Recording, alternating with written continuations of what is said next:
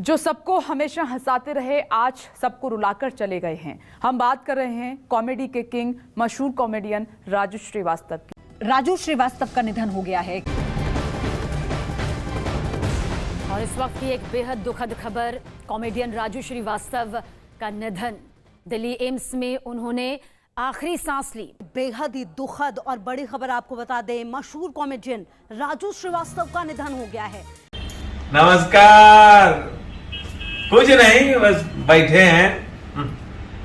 जिंदगी में ऐसा काम करो, जिंदगी में ऐसा काम करो कि अगर यमराज भी आए आपको लेने तो कहें अरे भाई साहब आप बैठिए, आप भैंसे पे आप बैठिए। नहीं, भैंसे पे आप बैठिए। नहीं, आप पैदल चलने अच्छा नहीं लग रहा है। नहीं, देखिए आप भले आदमी हैं, नेक आदमी हैं, आप भैंसे आइए। अपने अपने क्षेत्र से शुरू करो ये काम, ना सोचो क्या दुनिया कहेगी, क्या होगा अंजाम।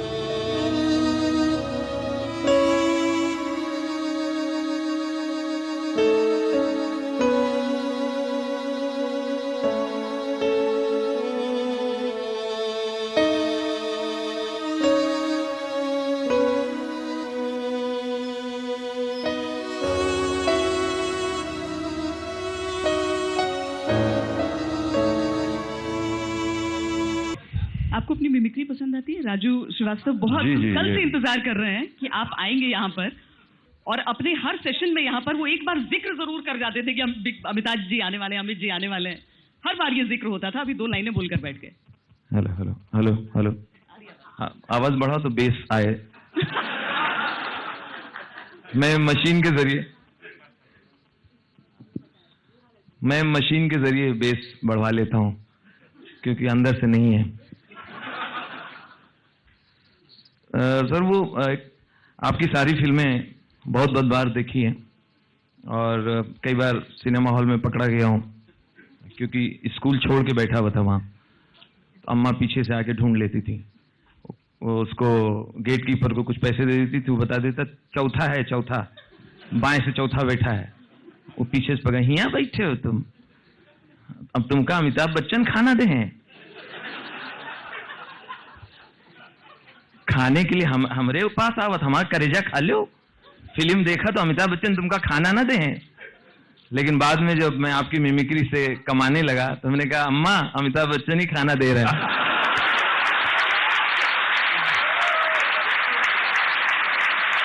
हार्ट अटैक के बाद राजू के ब्रेन ने भी काम करना बंद कर दिया था। इस बीच एम्स के एक डॉक्टर ने परिवार से कहा कि ये संभव है कि राजू रिस्पॉन्ड ना कर पा रहे हों, पर आसपास की आवाज जरूर सुन रहे हैं। ऐसे में अगर कोई प्रिय बात या आवाज वो सुनेंगे तो उतने देर के लिए उनका मस्तिष्क अधिक सक्रिय हो जाएगा। ऐसे में उनकी रिकवरी में आसानी हो सकती है। राजू के परिवार ने सोचा कि अपने आइडल अमिताभ बच्चन की आवाज सुनकर राजू बहुत खुश होंगे। इसके बाद परिवार के एक सदस्य ने बिग बी के ऑफिस में फोन किया। उनके परिवार के एक सदस्य ने बिग बी से रिक्वेस्ट की कि राजू को संदेश वो अगर बोल के भेज दें तो राजू को सुनाया जा सकेगा। बस फिर क्या था, ये जानते ही 5 मिनट के अंदर ही बिग बी ने अपने अंदाज में राजू को संबोधित करते हुए एक ऑडियो मैसेज भेजा। परिवार से मिली जानकारी के अनुसार बिग बी ने कहा, राजू उठो, बस बहुत हुआ, अभी बहुत काम करना है, अब उठ जाओ और हम सबको हंसाना सिखाते रहो। हंसने और हंसाने की आदत राजू श्रीवास्तव को बचपन से थी। लोगों के अंदाज और आवाज की नकल उतारने का यह सिलसिला तब से शुरू हुआ जब राजू श्रीवास्तव का नाम राजू नहीं सत्य प्रकाश श्रीवास्तव था। कानपुर के मिडिल क्लास फैमिली में जहां सरकारी नौकरी या दुकानदारी ही कामयाबी का पैमाना थी, वहां स्कूल, दोस्तों के बीच और घर पर राजू की मिमिक्री पर सब हंस तो देते, लेकिन फिर मां कहती कि जोकर बनकर जिंदगी नहीं चलेगी। राजू के पिता रमेश चंद्र श्रीवास्तव बड़े कवि माने जाते, लेकिन उन्होंने कविता को पार्ट टाइम जॉब ही रखा था। पूरे हफ्ते सरकारी नौकरी बजाते और हफ्ते के आखिर में कवि गोष्ठियों में जाते। इससे राजू से भी उम्मीद यही थी कि कॉमेडी और मिमिक्री को नौकरी का अल्टरनेटिव ना बनाओ। हाँ, स्कूल कॉलेज में राजू की ये कॉमेडी खूब चलती थी। वो अपने टीचर्स की नकल उतारते, लोग उन्हें क्रिकेट कमेंट्री करने को बुलाते ताकि मैच के साथ कॉमेडी का मजा मिले। अमिताभ बच्चन की शोले और दीवार देखने के बाद तो राजू बच्चन के जबरा फैन बन गए। अमिताभ बच्चन की नकल उतारना, उनके जैसा गेटअप करना उनका शौक पड़ गया। राजू को अपने ऊपर भरोसा था, लेकिन घर वालों का भरोसा कैसे जीतते? मां के ताने राजू का मुंबई जाने का बहाना बन गया। लेकिन मुंबई इतनी जल्दी किसी को कहां अपनाती है।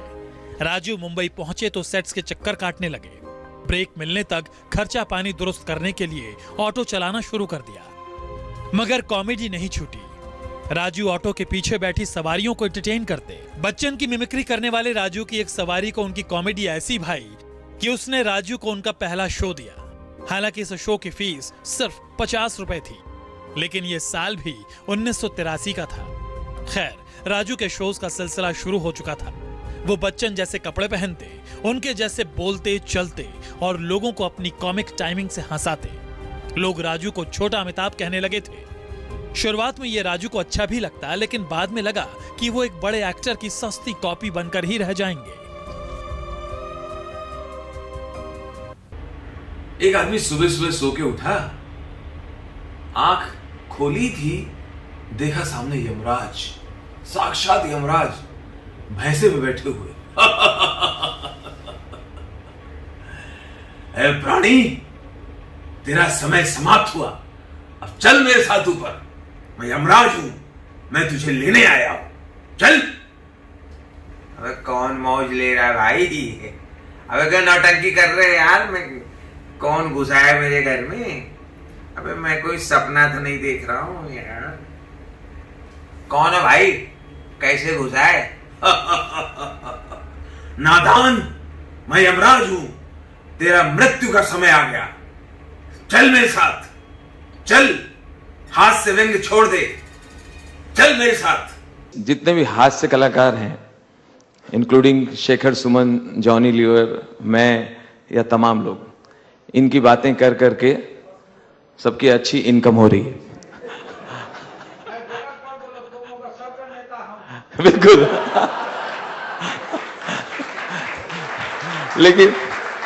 लेकिन फिर लालू जी, हम ये भी कहेंगे कि आप देश से ज्यादा हमारे काम आते हैं।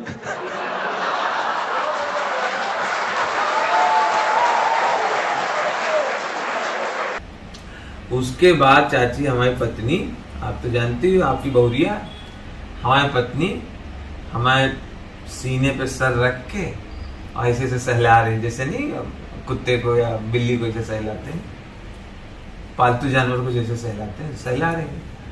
हमसे कहने लगी कि सुनो, सच सच बताना,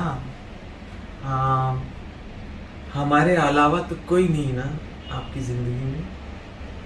देखिए, सच सच बताइए, हमारे अलावा कोई नहीं ना आपकी जिंदगी में?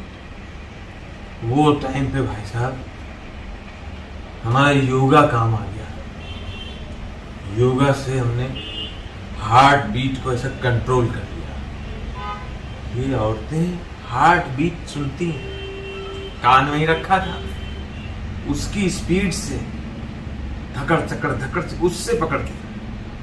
अरे बहुत चक्कर है आजकल की औरतें। हाँ, एक तरह से ये इनका नार्को टेस्ट है। हाँ, पॉलीग्राफ टेस्ट समझ लो। जब ये पूछें उस समय एक लंबी सांस खींच के और हार्ट बीट रोक लो। इसलिए कहते हैं भैया योगा किया करो, योगा बहुत सही चीज है।